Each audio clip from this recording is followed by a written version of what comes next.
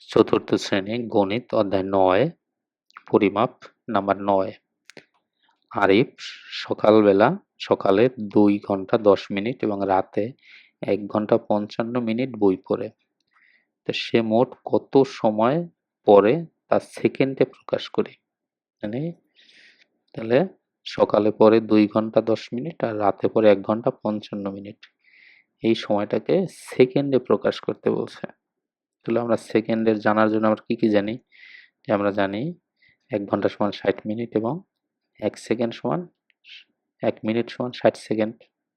তাহলে আমরা দেখেন মোট কত সময় বই পড়ে সেটা আগে দেখি। শেষ মোট সময় হলো ২ ঘন্টা ১০ মিনিট যোগ ১ ঘন্টা ৫৫ মিনিট সমান ৩ ঘন্টা ৬৫ মিনিট। তো ৩ ঘন্টা যেহেতু এখানে ১ মিনিট সমান ১ ঘন্টা সমান ৬০ মিনিট, তাহলে এখানে আমরা ৪ ঘন্টা ৫ মিনিটও লিখতে পারি। তাহলে ৪ ঘন্টা ৫ মিনিট যেহেতু ১ ঘন্টা সমান ৬০ মিনিট।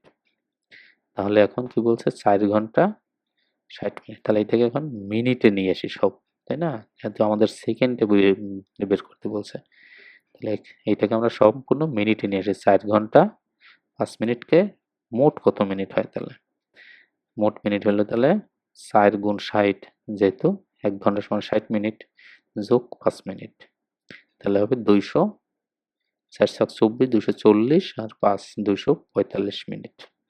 তাহলে এখন সেকেন্ডে নিয়ে আসি, এই ২৪৫ গুণ ৬০ সেকেন্ড। তাহলে যেহেতু ১ মিনিট সমান ৬০ সেকেন্ড, তাহলে হবে ১৪৭০০ সেকেন্ড।